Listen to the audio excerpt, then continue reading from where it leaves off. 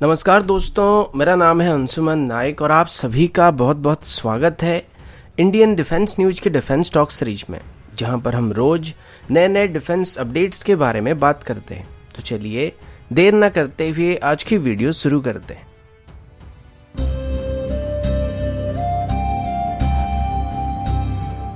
आज की पहली अपडेट इंडियन नेवी की तरफ से। अब कल की डिफेंस टॉक वीडियो में मैंने आप सभी को बताया था कि भारत की तरफ से कल ब्रह्मोस मिसाइल की नेवल वेरिएंट का एक सफल परीक्षण किया गया था, जिसे हमारे सबसे नई डिस्ट्रॉयर यानी कि INS विशाखापट्टनम से फायर किया गया था। और ये INS विशाखापट्टनम का स्टैंडर्ड एंटीशिप मिसाइल भी होने वाला है। और ब्रह्मोस के अलावा अभी भारत के पास इतना खतरनाक एंटीशिप मिसाइल या लैंड अटैक मिसाइल मौजूद नहीं है जो कि ब्रह्मोस मिसाइल की स्टैंडर्ड को मैच कर पाएगा। लेकिन अभी MBDA की तरफ से अपनी एक लॉन्ग रेंज एंटीशिप मिसाइल को भी भारत को ऑफर किया जा रहा है और इस मिसाइल का नाम टेसो MK2 है। और ये MBDA की तरफ से डेवलप किए गए लेटेस्ट एंटीशिप मिसाइल है, जो कि एक लो प्रोफाइल या स्टेल्थ प्रोफाइल की मिसाइल होने के साथ साथ इसकी रेंज लगभग 350 किलोमीटर के आसपास होने वाली है। और ये जो 350 किलोमीटर के डिस्टेंस है, इसको बहुत ही लो एल्टीट्यूड के हिसाब से तय किया गया है। यानी कि अगर ये हाइट में ट्रैवल करने लगेगा तो इसकी रेंज और भी ज़्यादा हो सकता है, लेकिन इसकी स्टेल्थ प्रोफाइल को मेंटेन करके रखने के लिए, दुश्मन की रडार से बच के रहने के लिए इसे मोस्टली लो एल्टीट्यूड में ट्रैवल करने के लिए डिजाइन किया गया है। इसका वजन बस 700 kg है और इसमें 2-वे डेटलिंग सिस्टम भी मौजूद है, जिस वजह से इसको मिड एयर में अपने पाथ को बदलने के लिए या फिर टारगेट को चेंज करने के लिए गाइडेंस दिया जा सकता है। लेकिन अगर इसको आप ब्रह्मोस मिसाइल के साथ कंपेयर करेंगे तो उस मामले में थोड़ा पीछे रहने वाला है, क्योंकि ये मिसाइल एक सुपरसोनिक मिसाइल नहीं होने वाला और ये मैक्सिमम हाई सबसोनिक स्पीड को हासिल कर पाएगा। अब भारत की बात करें तो भारत इसको आगे चल के खरीदने की कोशिश करेगा या फिर नहीं करेगा,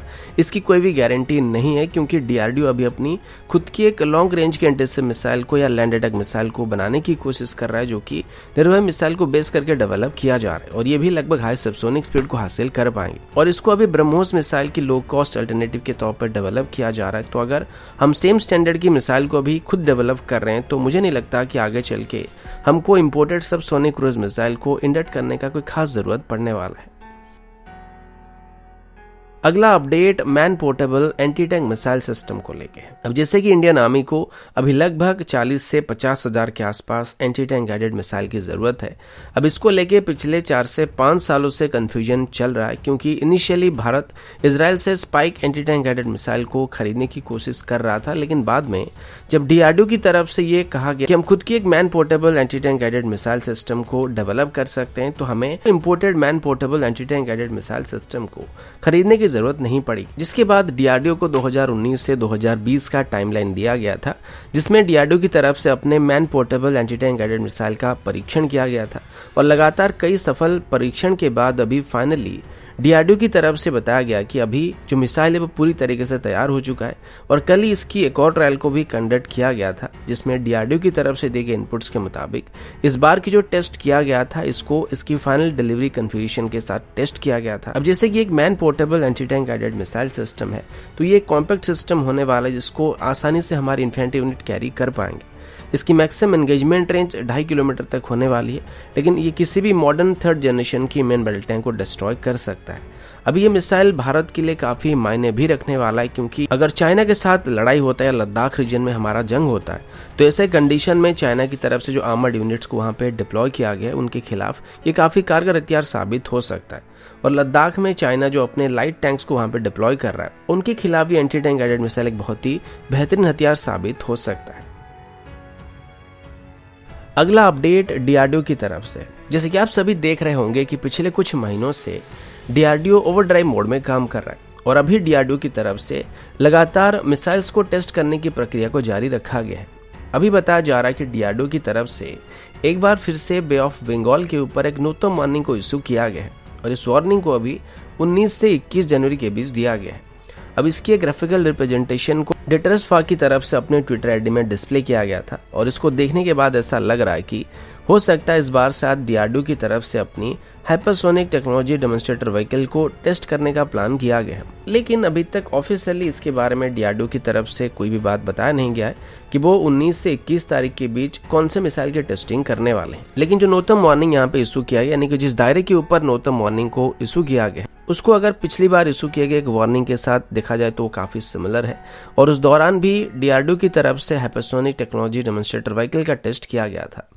अभी डिफेंस मिनिस्ट्री की तरफ से डीआरडीओ को जल्द ही हाइपरसोनिक टेक्नोलॉजी डेमोन्स्ट्रेटर व्हीकल को डेवलप करने के लिए कहा जा रहा है और इसको लेके अभी फास्ट ट्रैक मोड में डेवलपमेंट जारी किया गया है और बताया जा रहा है कि इसको बेस करके आगे चल के डीआरडीओ 2 अलग अलग मिसाइल को डेवलप करने वाला है। लेकिन फिलहाल के लिए कौन कौन से मिसाइल होने वाला है जिसको इसको बेस करके डेवलप किया जाएगा ये अभी तक पब्लिक नहीं किया गया है।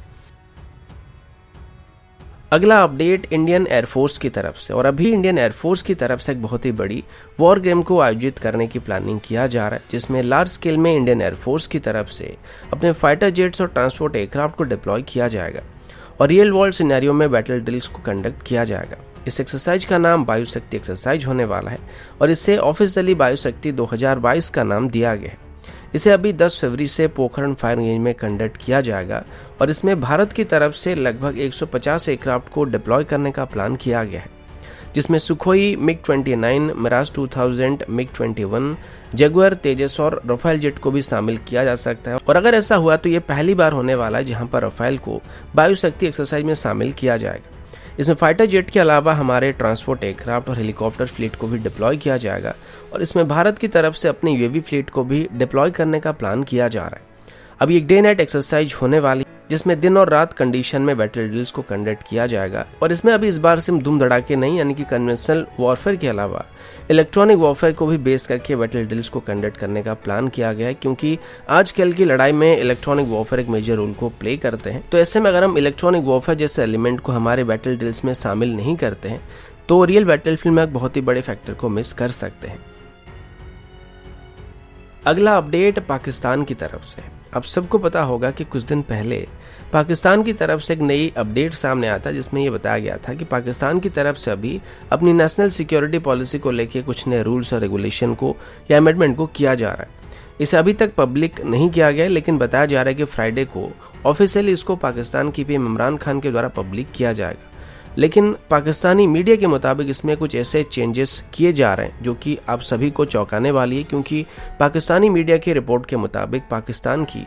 नई सिक्योरिटी पॉलिसी का जो मेजर थीम होने वाला है यानी कि जो मेन थीम होने वाला है वो इस बार कम्प्लीटली भारत को ही बेस करके होने वाली है। लेकिन आप जिस तरीके से सोच रहे हैं पाकिस्तान की पॉलिसी इस बार उसके एकदम उल्टा होने वाला है क्योंकि इस बार पाकिस्तान की तरफ से भारत के साथ बेहतर रिलेशन को बनाने का फैसला किया गया है और ये जो नई सिक्योरिटी पॉलिसी तैयार किया गया इसमें आने वाले 100 सालों तक भारत के साथ फ्रेंडली रिलेशन को मेंटेन करने के लिए तैयार किया जा रहा है। वैसे अभी तक इसमें कश्मीर इशू के बारे में कोई जिक्र नहीं किया गया लेकिन इस बार पाकिस्तान भारत के साथ साथ अपनी पुरानी दुश्मनी को सेटल करने की कोशिश कर रहा है और इसके पीछे फाइनेंशियल इशू भी एक मेजर कारण हो सकते हैं क्योंकि इस पॉलिसी में भारत के साथ बेहतर ट्रेड रिलेशन को भी मेंटेन करने का जिक्र किया गया है। अब आपको क्या लगता है कि पिछले 70 साल की दुश्मनी को इस बार पाकिस्तान अपनी नई नेशनल सिक्योरिटी पॉलिसी की मदद से बदल पाएगा या नहीं बदल पाएगा? कमेंट करके जरूर बताइएगा। लेकिन मेरे हिसाब से अगर आतंकवाद को खत्म कर दिया जाएगा तो उसके बाद हमारे भी जो भी मेजर डिस्प्यूट है उनको सॉल्व करने की कोशिश किया जा सकता है, फिर जो भी डिस्प्यूट चल रहे हैं उनको आगे चल के बातचीत के माध्यम से सॉल्व किया जा सकता है। अगला अपडेट एयर डिफेंस गन्स को लेके है। अभी इंडियन आर्मी की एयर डिफेंस गन की बात करें तो ये mostly L70 air defence guns हैं जो कि 70s या 60s की टेक्नोलॉजी है और अभी हमारे क्लोज रेंज की एयर डिफेंस गन के तौर पर इनका इस्तेमाल किया जाता है। अभी हमारे पास इनकी एक बहुत बड़ी इन्वेंट्री मौजूद है लेकिन जैसे कि ये सिस्टम अभी आउटडेटेड हो चुके हैं और इनको अभी रिप्लेस करने की ज़रूरत पड़ रही है क्योंकि मॉडर्न डे वॉरफेयर में कोई खास फायदा नहीं देने वाले हैं जिस वजह से अभी आर्मी इनको रिप्लेस करने की कोशिश कर रहा है। और इसी बीच डिफेंस मिनिस्ट्री की तरफ से टोड एयर डिफेंस गन्स को लेकर एक RFP को भी इशू कर दिया गया जिसमें लगभग 220 एंटी एयरक्राफ्ट गन के साथ साथ लगभग 1,41,576 एमुनिशंस को भी खरीदने का प्लान किया गया है। अब अभी ऑर्डिनेंस सेक्रेटरी बोर्ड की तरफ से भी अपनी L70 गन्स को मॉडर्न सेंसर्स और रडार के साथ इक्विप करके इसको एक मॉडर्न लुक दिया जा रहा है और एक एक्सपेरिमेंटल बेसिस पर इनको एंटी ड्रोन सिस्टम के तौर पर काम करने के लिए डेवलप किया जा रहा है जहां पर दुश्मन की स्वॉर्म ड्रोन को काउंटर करने के लिए इनको डिप्लॉय किया जा सकता है। लेकिन अभी आर्मी मास लेवल पर इनको रिटायर कर देना चाहता है और आगे चल के मॉडर्न एयर डिफेंस गन्स को बॉर्डर में और सभी हमारे स्ट्रेटेजिक लोकेशन में डिप्लॉय करने का प्लान कर रहा है। अगला update anti submarine warfare defence suit को लेकर है। अल्ट्रा और महिंद्रा ग्रुप की तरफ से अभी ये अनाउंस किया गया कि उनको अभी इंडियन नेवी के लिए anti submarine warfare defensive suite को सप्लाई करने का कॉन्ट्रैक्ट दिया गया है, जिसकी कीमत लगभग 60 मिलियन यूरो होने वाली है। और इसके अंदर जो भी integrated anti submarine warfare defensive suite को बनाया जाएगा, उनको आगे चल के इंडियन नेवी की वॉरशिप्स में इंटीग्रेट किया जाएगा। Integrated anti submarine warfare defence suite की बात करें तो इसके अंदर एक active, passive, low frequency variable depth sonar का इस्तेमाल किया गया है, जिसकी मदद से दुश्मन की सबमरीन को डिटेक्ट किया जा सकता है। जिसके बाद इसमें टॉर्पेडो काउंटर मेजर सिस्टम या डिफेंस सिस्टम भी मौजूद होने वाला है, जो कि दुश्मन की तरफ से हमारे वॉरशिप्स के ऊपर फायर किए गए टॉर्पेडो को काउंटर करने में मदद करेगा। अभी महिंद्रा डिफेंस और अल्ट्रा जॉइंटली इंडियन नेवी के लिए इन सिस्टम को बनाने वाले हैं और इनको अभी 2024 से 2030 के अंदर भारत को डिलीवर करने का टाइमलाइन दिया गया है। तो दोस्तों, अभी के लिए इतना ही। मिलता हूँ आपसे अगले वीडियो में, तब तक के लिए जय हिंद, वंदे मातरम।